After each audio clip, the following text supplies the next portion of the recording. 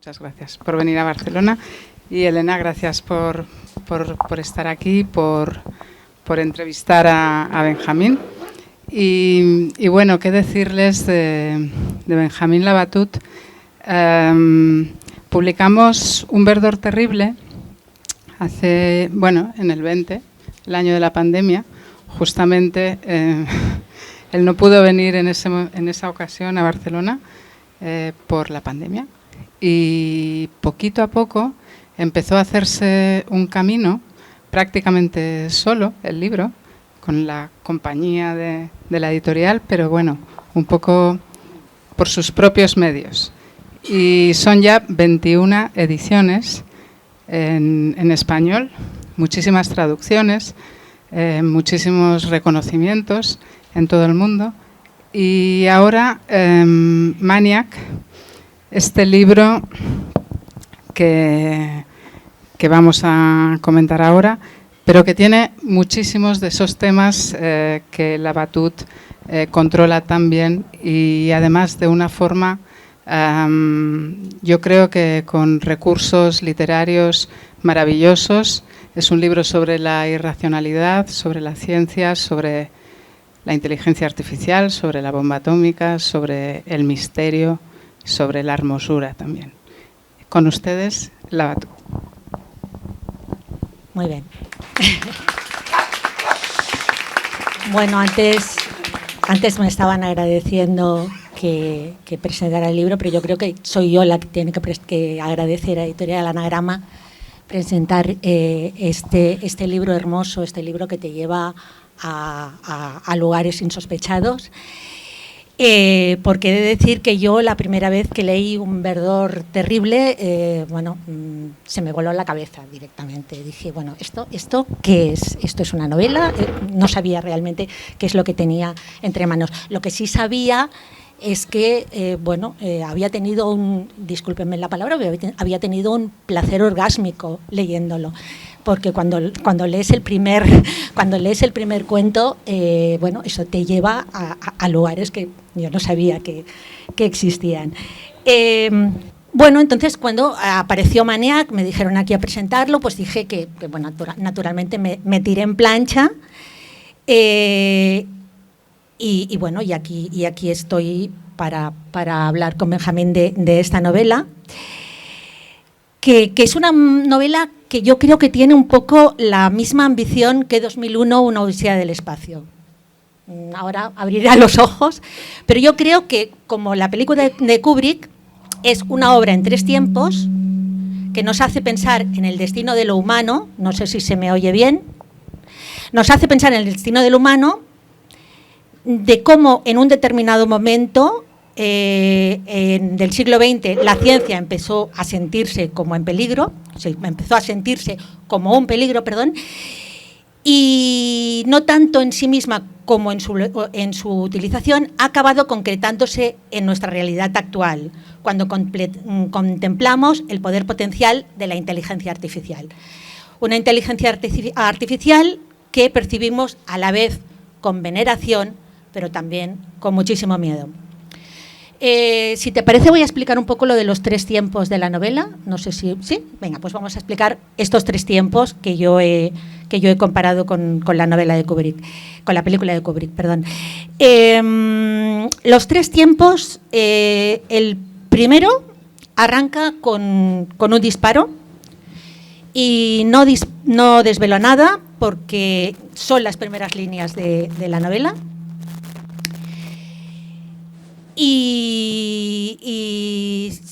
Es el disparo que hace que un científico austriaco, Paul Ehrensvärd, físico, acabara con la vida de su hijo y con la suya propia, convencido de que la ciencia había sido corrompida. Estamos en los años 30 y estamos en el ascenso del nazismo. De alguna manera el monstruo ya se estaba perfilando. Pasó ese monstruo, pero se creó otro, porque en la segunda parte de la novela seguimos a un científico llamado John von Neumann, húngaro de nacimiento, pero emigrado a los Estados Unidos, que formó parte del proyecto Manhattan, del que tanto hemos oído hablar últimamente por la película. Y el proyecto Manhattan, ya sabéis que alumbró la bomba atómica. Y ese perfil de John von Neumann se realiza a partir de voces de amigos, de colegas, de parientes, de sus mujeres y de su hija, que todavía sigue viva. Neumann fue también, además de colaborador en el proyecto Manhattan, el creador del primer computador moderno, que por una maravillosa, no sé si coincidencia o un maravilloso acto poético, diría yo, su nombre correspondía a las siglas de Maniac, que es la novela que nos tiene aquí. La tercera parte sucede ya en el siglo XXI y cuando es en el 2016, la máquina tataranieta de Maniac, AlphaGo, ganó al único juego que quedaba imbatible en el pulso entre el público y el hombre. La Asociación de Go de Corea le dio un certificado a la máquina en la que decía que su juego estaba cercano a la divinidad. ¿No lo oís? ¿Sí? Bueno. Bien, pues si te parece, podemos empezar la conversación. Bueno, esta estructura de la que yo hablaba ahora, que me parece realmente interesante porque bueno, es una especie de puzzle que el lector tiene que recomponer en su cabeza. Tú vas soltando las miguitas de pan de todos esos fragmentos que forman una figura mayor. ¿Cómo te la encontraste? ¿La fuiste desarrollando mientras ibas encontrando todas estas historias? ¿Ya sabías a dónde tenías que llegar? ¿Cómo fue? No, fue de a poco. Creo que es muy importante no saber lo que uno está haciendo mientras lo hace y dejar que sea la historia la que defina la forma. Yo creo que demasiadas veces le imponemos nuestro deseo, nuestra voluntad, ¿no? Creo que hay demasiados proyectos donde las personas, antes de empezar a escribir, te dicen, estoy escribiendo una novela. Y a mí eso me parece increíble, porque ¿cómo saben que es una novela? Antes, ¿no? La temática, el fondo, las ideas mismas fueron determinando un poco el registro.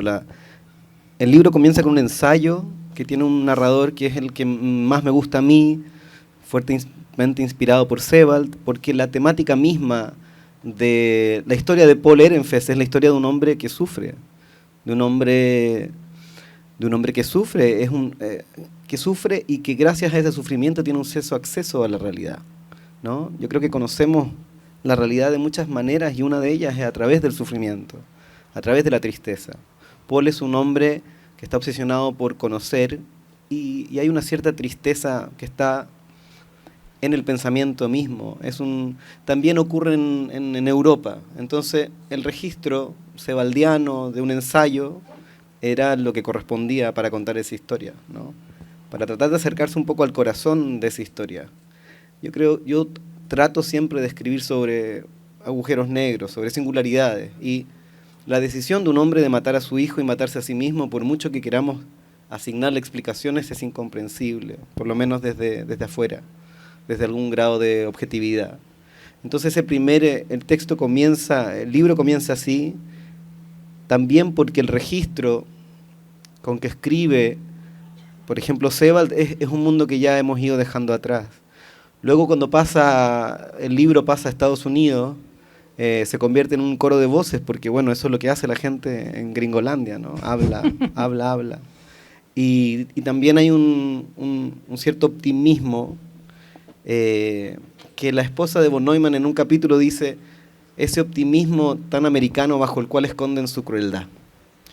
Esa segunda sección habla sobre un hombre justamente que era optimista, lleno de energía, pero también de alguna manera cruel, no cruel en el sentido de la maldad, sino que hay una crueldad en la razón, así como hay una tristeza en el pensamiento. Y luego, eso fue difícil, encontrar la forma de contar la historia de von Neumann.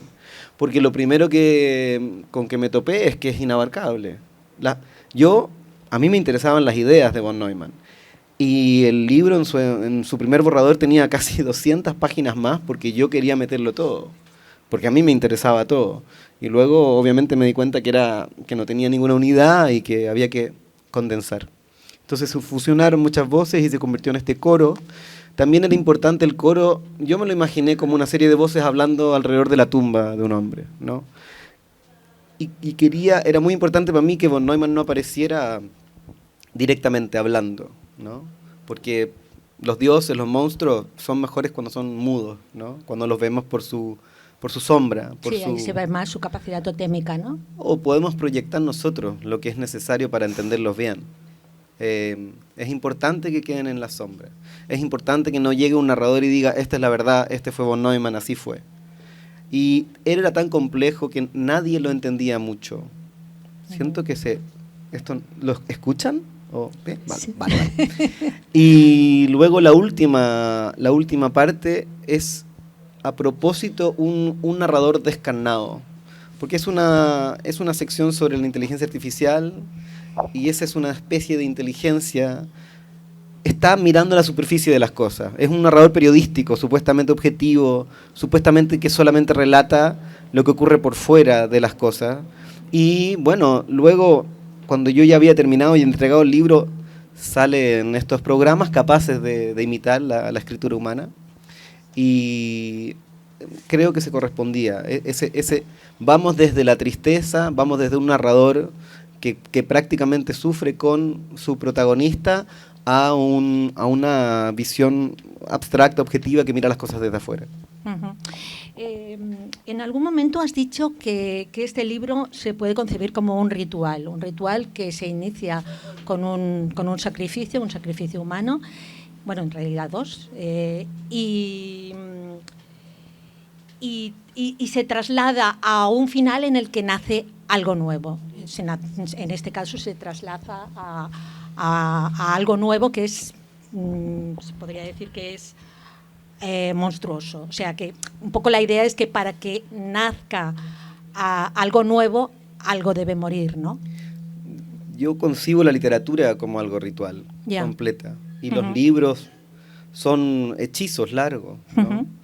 El libro de alguna manera es una invocación. Y las invocaciones comienzan con un rito, requieren un sacrificio, algo que se entrega, luego hay un pedido, se llama algo, uno está en presencia de esa cosa que uno llamó, y luego se cierra con otra. Y tal como lo describiste tú, yo pensé el libro así. Creo que hay un aspecto de lo que estamos haciendo con tecnología que tiene un tufo muy antiguo a cosas que hacíamos antes, operaciones de la mente que son bastante arcaicas. No hay un aspecto de la inteligencia artificial que es oracular, predictivo, ¿no? Y en ese sentido, pero va más allá de este libro nomás, ¿no? Yo creo que hay que recuperar hábitos que son necesarios, ¿no? Para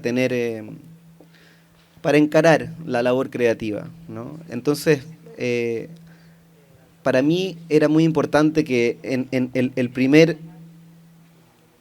párrafo del libro comienza con la muerte de un inocente, de alguien al cual la fría racionalidad del nazismo o un cálculo parecido como al que vemos que hace la inteligencia artificial, que fuera medir cómo medimos el valor de un niño con síndrome de Down. Los nazis sencillamente lo ven como un desvalor, un gasto.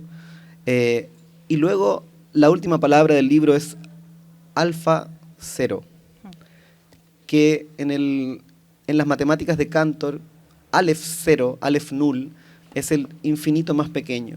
Es en la cardinalidad que plantea en esta jerarquía, qué hermoso, en esta jerarquía de infinitos que plantea Cantor, es el primer infinito, es el infinito más pequeño.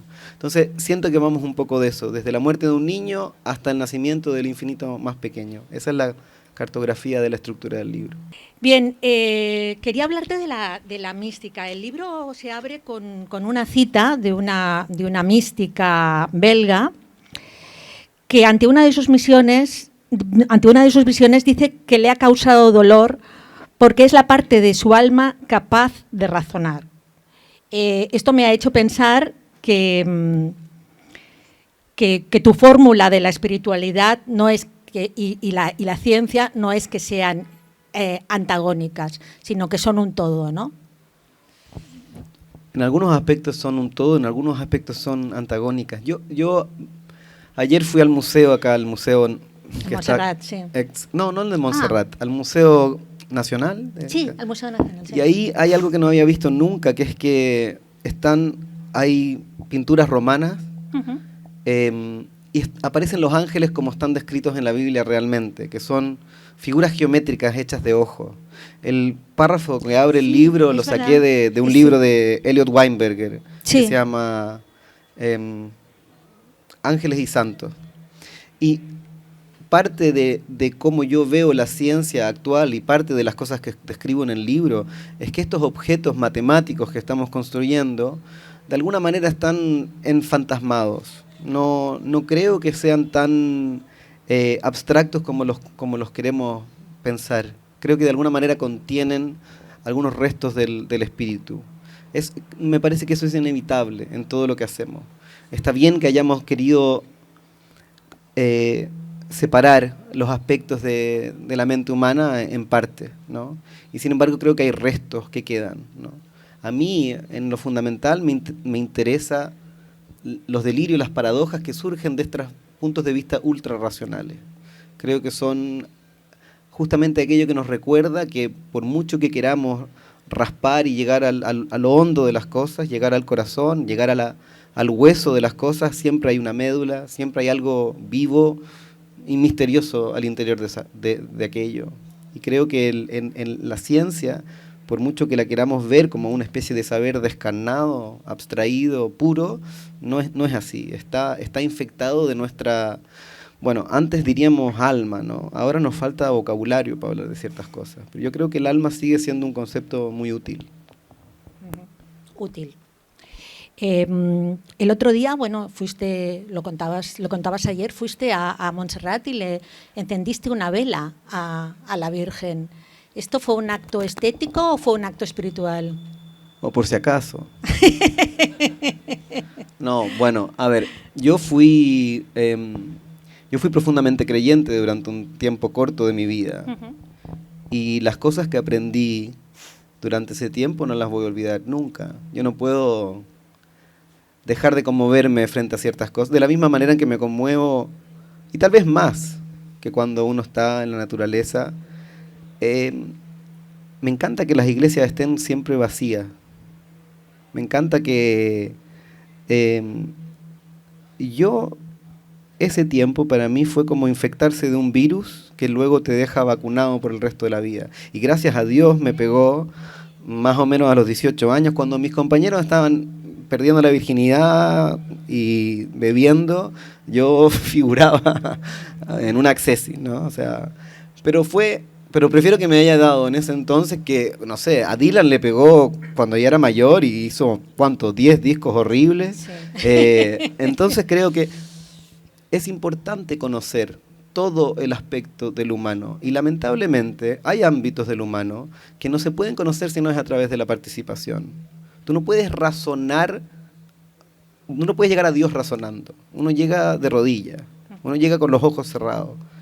Esa misma actitud tú la puedes transportar luego a otros ámbitos. No es necesario tener fe para rezarle a la Virgen. De hecho, creo que las operaciones de la fe son extremadamente peligrosas, ¿no? Los fanatismos, un fanático religioso y un fanático científico son igual de peligrosos, ¿no? La duda hay que tenerla incrustada en el corazón, siempre. Entonces, claro, yo voy, le prendo una velita, también me lo pidió mi mamá, no, y costaba 3 euros, o sea, perdona, 3 euros. 3 euros es un montón. Sí. La Virgen no necesita 3 euros. Yo creo que no. Pero luego uno sale a caminar y me topé con un macho cabrío y fue como, bueno, listo, ¿no? Una bendición quita la otra y quedé en neutro. Ahí viste al demonio con el macho cabrío. Hablabas de esto de la de la espiritualidad, también la ciencia ha servido para, o la ciencia ha querido hacer cálculos que nos lleven a reconocer la existencia de Dios, ¿no? No. Solo para dejarlo claro, yo no soy creyente. No, lo sé, pero bueno, en todo mira, caso esa parte de la ciencia que... No, la ciencia lo que tiene son sus propios dioses. Bien. La ciencia tiene sus dioses, lo Ajá. necesita. La ciencia tiene creencias, la ciencia tiene presupuestos, sin los cuales no funciona. La matemática misma. Bueno, para dejar de hablar en abstracto, George Cantor, Venga. el tipo que amplía nuestro concepto del infinito y que una de las bases que crea la teoría de conjuntos, que es la base de toda la matemática moderna, él era un hombre profundamente creyente, torturado por su fe, torturado por lo que sus propias ideas decían sobre la realidad. Es difícil creer en un Dios omnipotente cuando empiezas a ver que existe la posibilidad de que existan infinitos cada vez más grandes, ¿no? Él muere con una duda que hasta el día de hoy no podemos resolver, y es si existe un infinito entre el 1 y el 2, por así decirlo, ¿no? La hipótesis del continuo es, en el lenguaje que ocupo yo, es como un demonio, es como una maldición que sigue afectando a la matemática, ¿no? Entonces, esto nos afecta, tengamos fe o no tengamos fe, ¿no? Estas operaciones son necesarias para comprender la realidad, o por último para intelectuar la realidad, para interactuar con nosotros mismos. Necesitamos la totalidad de nuestros lenguajes. Los lenguajes de la ciencia vividos desde un fundamentalismo religioso son peligrosísimos. De la misma forma que una persona puede caer en una fe ciega y destruir su vida, perder el alma, perder el raciocinio. Bien, ahora estabas mencionando a Cantor, que murió en un centro psiquiátrico, y también aparece en tu libro mencionado a Gödel, que bueno, también un señor paranoico importante. ¿Por qué te interesan tanto la figura del científico que se vuelve loco? A mí me interesa la figura del científico. Lo que pasa es que resulta que... Pero es que Cantor y Gödel no es culpa mía que hayan sido... que hayan caído en la paranoia. No es culpa mía eso. O sea, Gödel lo que hizo con lógica es algo que todavía estamos procesando. O sea, nadie ha sido capaz de... Muestra los límites de un sistema formal en matemática. Para citar a von Neumann, dice, lo que hizo Gödel con la lógica es un monumento del cual es algo de lo cual nunca nos vamos a recuperar. Es un punto alto en el desarrollo de nuestra especie. Es como el principio de incertidumbre de Heisenberg. Son momentos a través de los cuales nuestra especie se vuelve consciente de los límites de su raciocinio. Es como cuando Turing demuestra que hay ciertas cosas que son computables y que no son computables. Eso puede ser abstracto. Y sin embargo, ahora que estamos creando seres que están hechos de matemáticas, son modelos numéricos, esas preguntas que plantea Gödel, que plantea Turing, son urgentes, son necesarias. Ya no es abstracción, ya no es algo que le importa solamente a la gente que es capaz de entenderlo, es algo que nos afecta a nosotros, porque si es que la inteligencia artificial continúa el camino que está llevando, es importante saber cuáles son los límites de un sistema formal.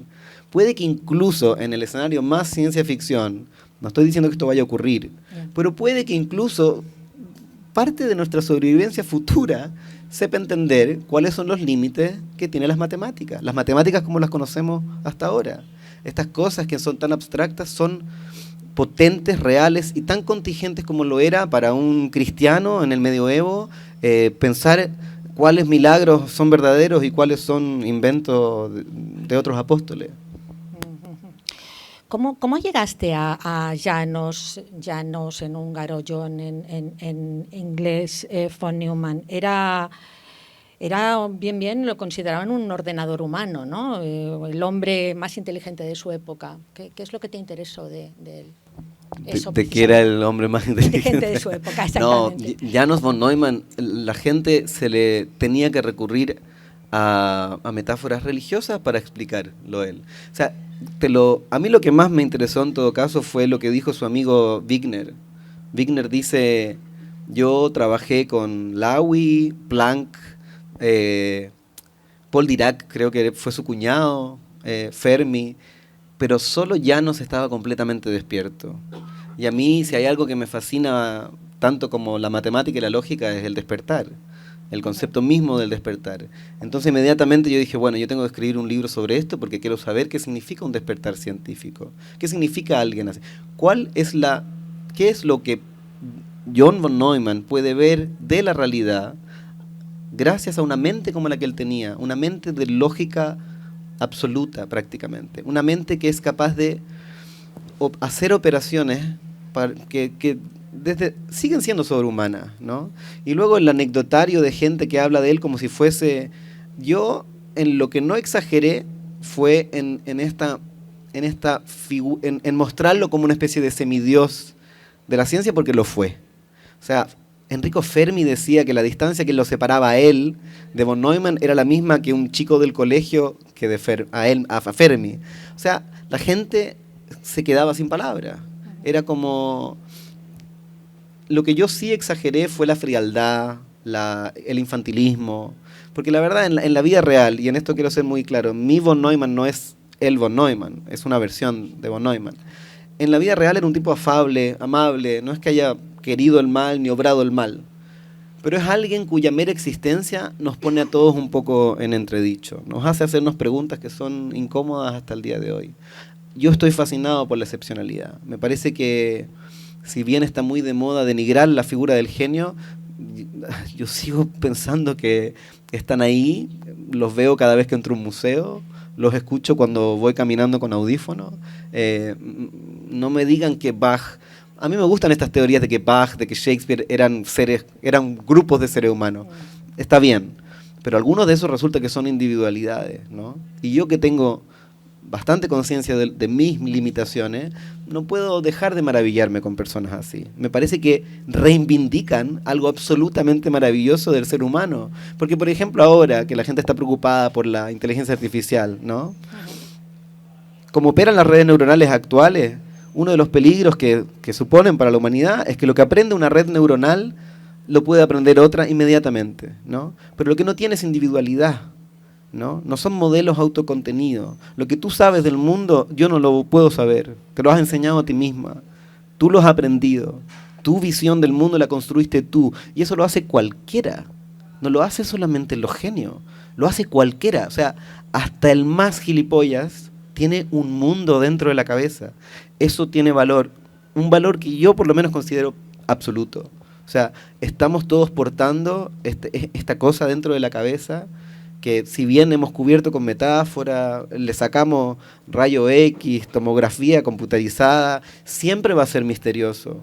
Desde el punto de vista del sujeto, nosotros nos padecemos a nosotros mismos como un misterio. Nadie sabe por qué se enamora, nadie sabe por qué escribe un libro, nadie lo sabe realmente. Eso no va a cambiar, mucho que avance la civilización. Vamos a seguir siendo misteriosos para nosotros mismos.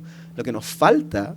Si nos falta algo, son recordatorios externos de eso, ¿no? O sea, falta que aparezca un Baryshnikov y luego tú dices, wow, yo también bailo, pero mira este tipo. Yeah. Bueno, nosotros como lectores también sentimos eso, que como tú nos lo explicas, sentimos la fascinación. Yo por lo menos no tengo ninguna formación científica y bueno, me escapé de las matemáticas lo antes que pude. Pero realmente es lo que sentimos es una admiración y una cierta incomprensión también pero eso es hermoso. Sí. Es hermoso no entender ciertas cosas. Bueno, es un poco lo que hablabas antes de lo del misterio de la fe, ¿no? Es que yo estoy seguro que esto es una experiencia que todo el mundo vive, ¿no? Lo que más padece el ser humano es el aburrimiento. Lo que más padece es levantarse y decir, carajo, mi vida es igual todos los días, ya conozco esta calle. Entonces cualquier experiencia que nos lleve hacia algo que nos recuerde la maravilla de las cosas es preciada. Eso puede ser desde un plato de comida, tus orgasmos mentales, los orgasmos físicos, esas cosas que son básicamente del ámbito irracional, Cualquier cosa que nos recuerde el misterio, para eso tenemos el arte. Esa es la diferencia entre una gran película y algo con que uno pasa el tiempo. Es un aspecto tan central. Es necesario para la vida cotidiana. No es solamente una operación elevada de la mente, ¿no? Es necesario para ir a dejar a los niños al colegio. Uno de los personajes que hablan de von Neumann es Richard Feynman, que bueno, también fue uno de los científicos del proyecto Manhattan, que tiene unas memorias, yo las había leído hace años, muy divertidas, y que tienen muy poco que ver, por lo menos tal como yo lo percibí. Supongo que debía ser un señor, pues bueno, le dieron el Nobel, o sea que debía ser un científico muy importante. Pero que bueno, yo me quedaba un poco con sus historias de cómo iba a los clubs de striptease mientras iba con una libreta de notas y ahí tomaba sus... Es decir, estaba mirando a las chicas y en aquel momento se le podía ocurrir una idea matemática impresionante y la apuntaba allí. No sé, me pareció, bueno, es decir, hola a un personaje que conocía y que me parece muy... No lo haces tan simpático en la novela. Claro que sí. Sí, no lo hago tan simpático. Bueno, es que lo que pasa con Feynman no caía tan bien porque era muy arrogante. Pero Feynman a mí me fascina porque es un ejemplo de una inteligencia viva. Una inteligencia viva, completa. Y ojo, Feynman fue un hombre antes de que se muriera su mujer y fue otro hombre después. Y eso justo coincidió con su participación en el proyecto Manhattan. Él llegó al proyecto Manhattan siendo un chico que no había recibido nada. Y luego participa de la creación de esto y se muere su esposa. Y ahí empieza, claro, el Feynman que luego pero él carga ese dolor el resto de su vida. Ahora, al mismo tiempo, una inteligencia juguetona, abierta. A mí me gustan los físicos que follan. Me gusta la gente que está... Porque también es una forma de inteligencia. No hay nada peor que tener toda la energía puesta en la cabeza. No hay nada peor que vivir solamente según tu razón, ¿no? No podemos estar tan desconectados. La literatura, sobre todo, ¿no? Esto lo demostró Bolaño, Borges, que la gente cree que lo que escribe Borges era porque era un viejito tierno ciego. No, era un hombre enamorado, hasta tan enamorado que sus penas de amor lo llevaban a intentos de suicidio. Un tipo que apasionado. La literatura es una cosa apasionada. Por lo mismo, implica mucho dolor, implica hacer el ridículo, como lo hacía Feynman. O sea, la mitad de las cosas... Feynman era un payaso, en muchos sentidos. No era solamente un tipo brillante. Ahora necesitamos ese tipo de inteligencias que son vivas, que son rebeldes. Feynman lo que hizo... bueno, no quiero entrar en la teoría porque es difícil de explicar. Pero los saltos que él dio con respecto a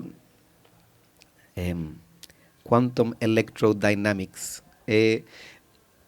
son esos saltos como los que hizo Heisenberg, que son saltos de la intuición que la misma gente que los tiene, y a esto vuelvo con esto de que nos padecemos a nosotros mismos como un misterio, porque él no es capaz de explicar de dónde vienen ese tipo de ideas, ¿no? Sus mejores ideas le vinieron después de una gran depresión, no podía trabajar en nada, no quería trabajar en nada, y se puso a girar platos en la cafetería de la universidad, y el plato tenía una marquita, y empezó a ver que la marquita parecía girar distinto. Y dijo, eso lo puedo aplicar al electrón. Y eso fue lo que le ganó el premio Nobel. Salió de estar rompiendo platos en la cafetería. Y la gente era como, Feynman, en Chile se dice pintando el mono, ¿no? Que es como llamando la atención de nuevo. Pero ese tipo de inteligencias vivas, juguetonas, nos regalan mucho, nos regalan mucho. Y si no sabía que te había caído mal. Además, esos textos son prácticamente sacados de internet, de su charla. Así que si te cayó mal, es Feynman el que te cayó mal. No es que me cayera mal, es que lo recordaba mucho más chistoso de lo que... Claro, no lo haces. En la traducción. No lo haces tan chistoso. Ahora que lo hablas de traducción, el libro está escrito en inglés. Sí, lamentablemente. Bueno, y eso, bueno, tiene que ver un poco también con tu origen. Tú naciste en Holanda, No sé si tus padres fueron allí por el exilio. No, No. Solamente trabajo. Solamente trabajo. No hay ninguna épica familiar en mi familia. Pero bueno, háblame porque algunos cuentos de Un verdor terrible también estaban escritos en inglés, ¿no? O uno, me parece. Sí, yo siempre he escrito en inglés porque mi cabeza funciona en inglés. La mayor parte de mis lecturas son en inglés. Yo dejé de hablar español cuando nos fuimos por segunda vez a Holanda a los 7 años. Y no solamente dejé de hablarlo, sino que mi cabeza hizo un cambio raro porque se reían de cómo hablaba español, o sea, de cómo hablaba inglés. La gente mis compañeros se reían, me decían el chico, "What did you say?", porque era todo lo que sabía decir y no entendía un carajo lo que me estaban hablando. Entonces fue como, ok, vamos a olvidar. No fue solo que aprendí el inglés, sino que olvidé el español. Porque me daba vergüenza. Tenía una compañera española, Patricia, y Patricia también se negaba a hablarme en español, así, salvo que estuviéramos los dos solos. Entonces dejé de hablar español hasta más o menos los 14. Y cuando volví a Chile, obviamente sabía hablar el idioma, pero también se reían de cómo hablaba, porque hablaba como gringo, como alguien que no habla chileno. Entonces ahí tuve que aprender a hablar chileno, que eso ya es un idioma muy bello, no es. Entonces, con esa mezcolanza en la cabeza, cuando yo escribo en español, siempre meto muchos párrafos en inglés, que mi agente, que me ayuda, es la que lee mis textos 14 millones de veces, siempre me decía, ¿por qué es tan malo este párrafo? Y yo le decía, es que se lo escribí en inglés y luego lo traduje. Y una vez me dijo así como, me dice, entonces escribe en inglés. Y yo dije, bueno, y de ahí no he parado. ¿Y te sientes distinto en inglés que cuando escribes en castellano? Muchísimo más inteligente. Esta conversación sería diferente o acojonante. Vamos a hablar de la tercera parte, que es la que se desarrolla en este torneo que se realiza para que la inteligencia artificial gane al mejor jugador de Go. Que es un juego que yo pensaba que era una cosa sencillita, algo así como un 3 en raya o algo así, pero no, parece que es una cosa complicadísima y es un juego muchísimo más complejo, y ahí ya me quedé con la boca abierta, que el ajedrez. Que la verdad es que la inteligencia artificial venció al ajedrez hace bastante tiempo y realmente el que una inteligencia artificial ganara algo, como finalmente pasó a un humano, pues fue en el 2016, hace muy poco. Tú no sabías jugar al Go, pero explícame un poco el Go. Yo sigo sin saber jugar. Yo no sé de lo que estoy hablando. Cuando yo lo que sé Go, es ver dónde ocurre un milagro. Ya. Esa es la inteligencia de escritor. No es saber matemáticas, no es entenderlo. Si lo entiendes es muy difícil que lo puedas escribir, ¿no? Ya. Si tú entendieras por qué amas a tu pareja, probablemente vas a dejar de quererla pronto, ¿no? Uh-huh. La comprensión no necesariamente es lo central para escribir. Lo que es central para escribir es la pasión, ¿no? Es el hambre.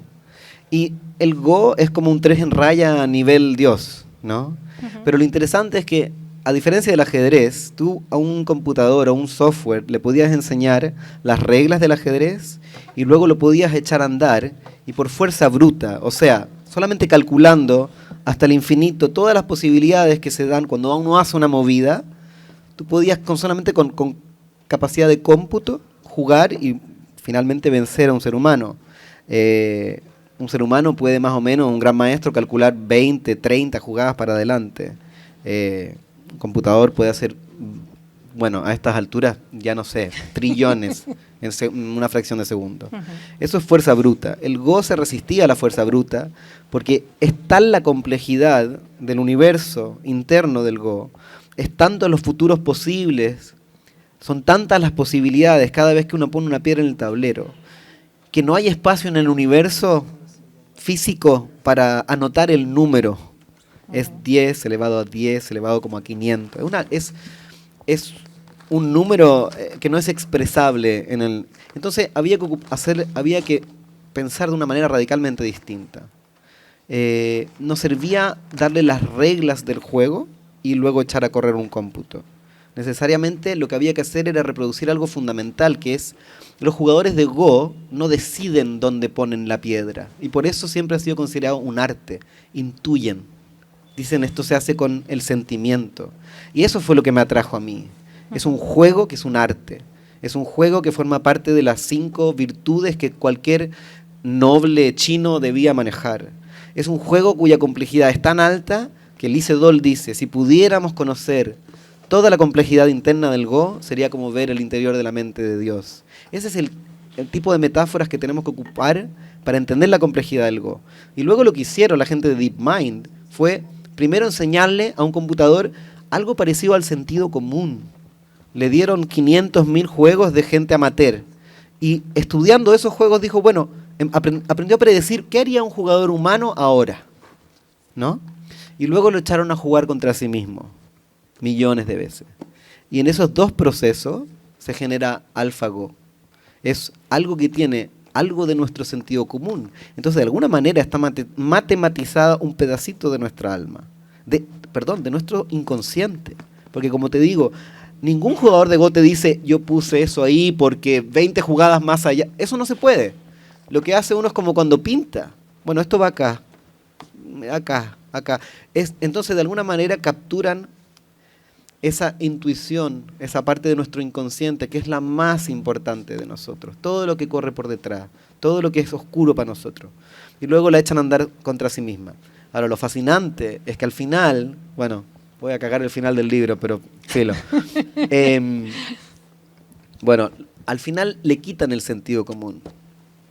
No voy a decir qué sucede. Sí, aunque la gente que haya... Yo les recomiendo a todos ver el documental en internet, que es mejor que el libro. Se llama AlphaGo. AlphaGo. Y lo que pasa cuando le quitan lo humano es que se vuelve sobrehumano. Yeah. Y eso es un poquitito la dirección en que estamos viendo que están tomando algunas de estas aplicaciones. Están yendo desde lo humano a lo sobrehumano. Entonces, para mí es imposible no ver que aquí hay un aspecto nuestro, que siempre ha sido una tentación muy grande, es la tentación de la apoteosis, ¿no? El ser humano nunca le ha bastado con conocer a Dios, nos queremos comer a Dios, ¿no? Yo lo hice durante años, cada domingo, y te decían, es lo importante es la comunión, tienes que tenerlo en la boca. Y eso creo que sigue siendo válido para creyentes y no creyentes. Los seres humanos nos metemos el mundo a la boca apenas salimos del útero.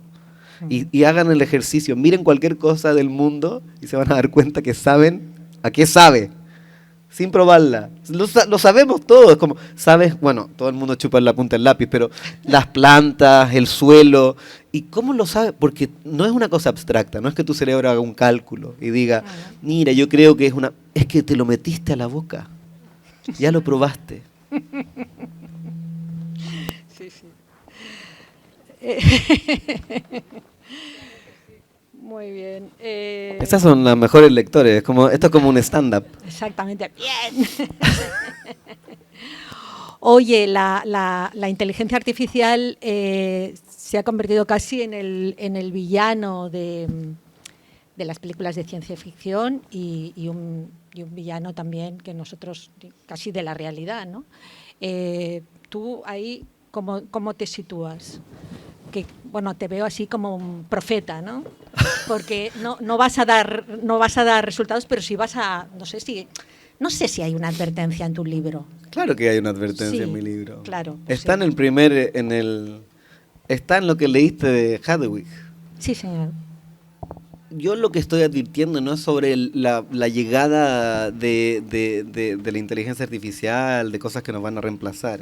Yo estoy advirtiendo sencillamente sobre algo que todos llevamos encima, ¿no? Instalado sobre este cuerpo animal está corriendo la razón.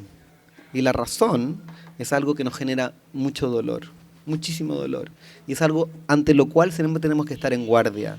No podemos sencillamente entregarnos ciegamente a nuestros mejores ángeles, digamos, ¿no? sea, también hay que hacer siempre las paces con nuestros demonios. Esa es la advertencia. Si es que hay alguna advertencia, es esa. Sobre todo porque la literatura es un poco eso. Para mí es un arte oscura. Es lo único que va quedando de cuando desmembramos el cadáver de la magia y cortamos la ciencia y matemática para acá, arte para allá. La literatura yo siento que quedó en el cadáver, ¿no? Y ese es su terreno natural. Es un hábito de sombras. Es una cosa de cucarachas. Bueno. ¿Vas a continuar en este terreno de alguna manera? Tu próxima novela va a ser también de científicos, no sé. Es que no es importante salirse del medio, ¿no? Lo más importante es aprender a salirse del medio. Lo peor que puedes hacer es decidir cuál es tu próximo proyecto, qué vas a escribir ahora, ¿no? Te tiene que tomar, tiene que ser un enamoramiento. Si le vas a dedicar la cantidad de tiempo que toma escribir, que es un pésimo hábito, ¿no? Para la salud, bueno, si lo vas a hacer así, no puedes salir de tu razón, no puede ser una decisión. Tiene que ser algo que se te imponga desde afuera.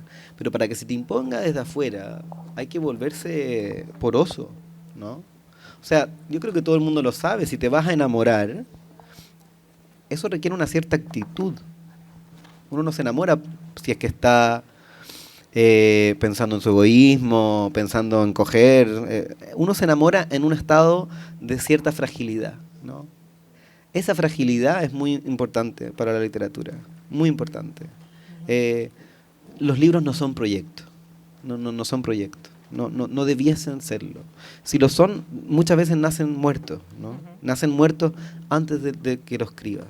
Entonces, yo ahora estoy en una etapa y estos viajes que me carga hacer sirven mucho para eso, para que te sacan de tu centro.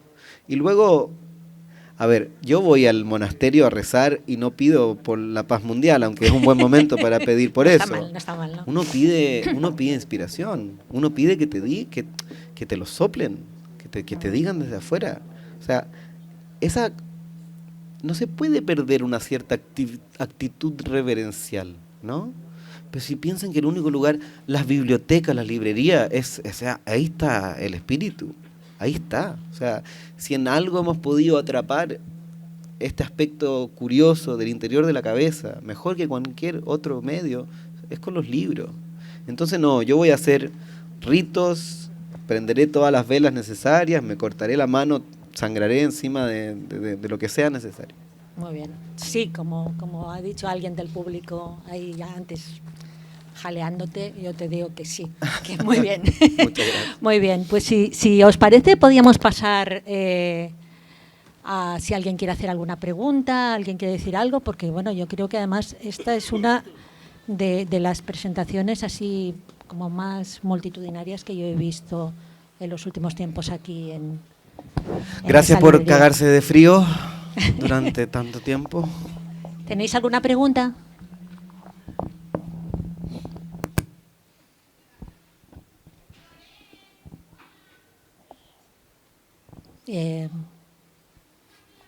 ¿No? Pues por aquí.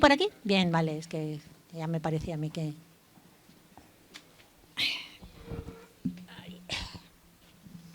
Sí, buenas noches. Yo quisiera referirme a una cuestión que tanto en el libro anterior como en el intermedio, La piedra de la locura, como en este, lo que no aparece, en La piedra de la locura un poco, cuando se refiere al discurso de Hebert, pero lo que no aparece es junto a la ciencia, el conocimiento como dolor, la razón como angustia, la razón como dolor, la otra línea, la línea de la ciencia y el conocimiento como dicha, como la búsqueda, como un objetivo en sí misma, aquello que marca, por decirlo de una manera, de la que estamos aquí muertos de frío y muertos de lluvia, aquello que aparecía en aquellos dibujos animados del Pato Donald, en los cuales era el Pato Donald en el país mágico de la matemática, y en la cual era todo el infinito, la búsqueda, la ciencia, lo conseguiremos todo, como lo decía también Hebert. Entonces, esta otra parte que evidentemente todos los científicos a los que se refiere en los 3 libros también tenían, la de la alegría, la dicha, el placer de la búsqueda, el placer del conocimiento. ¿Por qué no está tan desarrollado como la primera? Por carácter, me imagino. O sea, por mi propio carácter. Yo creo que ya tienes el celular en el bolsillo. Eso es una celebración de la tecnología. Ya sencillamente siento que no es, siento que en este minuto toca exaltar otras cosas, ¿no? La ciencia se exalta a sí misma. No importa lo que yo escriba, la gente, y mis personajes también tienen momentos hermosos, pero a mí me interesa más el dolor, me interesa más el sufrimiento. Vale, que no tengo mucha paciencia para el optimismo. No es lo mío nomás. Es como... eso, digamos, lo dejo para mi vida privada, para mi vida personal. Yo me fascino con estas cosas, yo no paso preocupado. Luego después me asombro porque digo, uy, todas las preguntas son como que yo estuviera describiendo el fin del mundo y digo, algo hice mal. Pero a mí, yo lo vivo como un goce. O sea, a mí la ciencia me fascina. Yo estoy mostrando sus aspectos más exaltados. Más exaltados. Lo que pasa es que el éxtasis, los orgasmos tienen un precio. Tienen un precio, ¿no? Lo que sentimos después del orgasmo. Y también porque creo que la literatura que me interesa a mí va más por el lado de Heráclito, digamos. O sea, tiene una predilección por cierta oscuridad.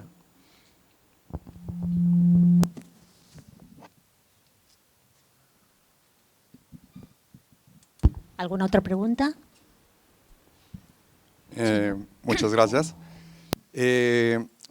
¿Usted le temería o le agradaría que una inteligencia artificial copiase su estilo y sobre todo la atención que usted le pone al dolor?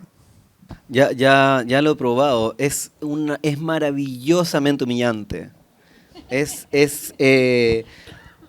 Mira, yo no soy tan weón como para no hacer una buena imitación de mí mismo, pero es tan gracioso, es como todo lo que estaba hablando exagerado, ¿no? Le he pedido, hazme un ensayito sobre esto en el estilo de la Batut, te humilla. Ni tu mejor amigo se ríe tan bien de ti como lo hace ChatGPT. O sea, es su capacidad porque se centra en los clichés, ¿no?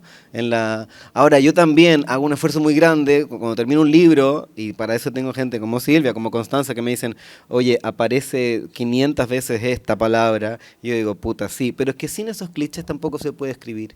No se puede pensar, ¿no? Hay que, en ese sentido, no hay nada peor que querer ser tan original que te traicionas a ti mismo, ¿no? Entonces, yo lo noto, porque además también ahora uno puede como preguntarle al programita cuáles son las palabras que más se usan, y de alguna manera te das cuenta, es humillante en ambos sentidos. Te humilla, pero también es una lección de humildad, porque dices, bueno, ok, esto es lo que yo soy capaz de...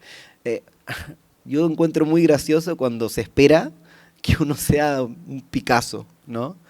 Y luego hay gente que uno, si hoy día escribes de esto, mañana te tienes que ir a otro lado, pero ¿por qué carajos me tengo que ir a otro lado? ¿Por qué tengo que escribir sobre otra cosa? Yo escribo sobre lo que me obsesiona, no ando reciclando mis obsesiones de libro a libro. O sea, Nabokov decía, bueno, por favor que se entienda, esto no lo estoy aplicando a mí mismo, ¿no? Nabokov decía, un genio solo hace lo que el genio hace, o sea, lo que puede hacer. Estos otros autores menores escriben un día una novela histórica, luego un ensayo, luego sus memorias. Él, en el fondo, lo que está diciendo, lo que está tratando de transmitir, es que parte de la labor es entregarse a algo, perder el control, soltarse, y luego avergonzarse de que, puta, volví a escribir el mismo libro, de nuevo. Es parte del trabajo y no hay que machacarse. El afán de la originalidad muchas veces es sencillamente imposición del mercado. La gente quiere algo nuevo. A mí, como dicen en Argentina, chupo un huevo. O sea, no. Si es bueno, el libro lo van a leer igual. Y si lo leen menos personas, problema. Es bueno estar como, cuando estás obsesionado no te queda otra. No es una decisión. Hay que saber alimentar tu obsesión, ¿no? No al punto que te destruya, como decía la otra pregunta, pero que te alimente, que te dé una dirección en la vida.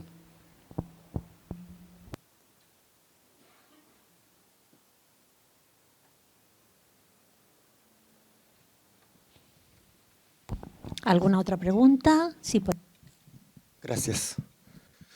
Bueno, me pongo de pie mejor. Benjamín, Chesterton, en su libro Breve Historia de Inglaterra, dice que Inglaterra en un breve periodo de tiempo pasa desde el paganismo y el misticismo a la racionalidad que llevó a la conquista romana, y luego nuevamente en el misticismo. Y hace la reflexión de que siempre después del racionalismo nos espera otra vez el misticismo. Y bueno, y en tu libro tú, parece que me leí el primer capítulo solamente, explicas cómo desde la racionalidad se da a luz la irracionalidad. Y ahora con tus visitas a Montserrat, ¿qué te parece la frase de Chesterton? Yo estoy completamente de acuerdo, y es un movimiento que no solamente es inevitable, sino que también es muy peligroso. O sea, ¿cuándo fue la última vez históricamente que se dio un avance técnico espectacular con un resurgimiento del paganismo? Pues en Alemania, ¿no? No fueron años felices para el mundo. Pero ahí parte de lo que nos asusta del nazismo no es solamente sus maravillosos uniformes diseñados por Hugo Boss, es que están reivindicando una forma de ser humano que es precristiana, ¿no? Lo que da miedo de la SS, además de su... ¿Por qué nos parece tan inhumano eso? Porque es una forma de ser humano que habíamos dejado de lado. Son valores que desde el punto de vista moderno, y eso siempre está ocurriendo, siempre hay esos resurgimientos, ¿no? Yo no tengo ninguna fórmula mágica para contrarrestar eso. Lo que digo yo es que nos serviría bien a todos hacer esos ciclos en nuestra propia vida, ¿no? Yo creo que hay que ponerse la creencia y sacársela como un sombrero. Hay que aprender a ser plástico en ese sentido. Aunque sea, bueno, en el último caso yo he tenido que aprenderlo porque creo que es necesario para escribir, ¿no? Eso es necesario para escribir. Uno tiene que estar haciendo ese paso del misticismo al racionalismo, porque esos puntos de vista y otros más son necesarios. Cada uno te muestra cosas del mundo y esconde otros. Es imposible que tú solamente veas el mundo con los ojos de la razón, porque todo punto de vista es limitado, tiene puntos ciegos. Y eso ocurre a nivel del individuo, a nivel de la sociedad, a nivel de la cultura. Hay que saber en el momento en que estamos, ¿no? Porque luego vamos a empezar a ver el rebrote. Ya está ocurriendo. La gente va a endiosar a la inteligencia artificial. Obvio, si es una especie de oráculo. Yo he hablado con la gente que lo está construyendo. Algunos de ellos son unos típicos tech bros imbéciles. Otros sienten que están operando con una misión divina, ¿no? Se sienten, la palabra es compelled, que es como forzados, están siendo como llamados a... Entonces esas cosas ocurren siempre, ¿no? Porque son un reflejo de la hondura del alma humana que tiene estos polos, ¿no? Tenemos capas y capas y capas.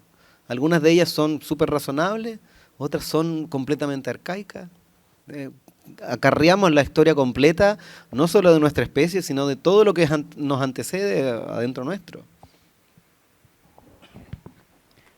No hay ninguna petición. Yo creo que ya podemos dejarlo aquí. Bueno, pues ya hemos alucinado bastante, nos ha estallado la cabeza, nos hemos trasladado a distancias siderales y bueno, y quien no haya leído esta novela, la verdad es que es de lo mejor que he leído este año.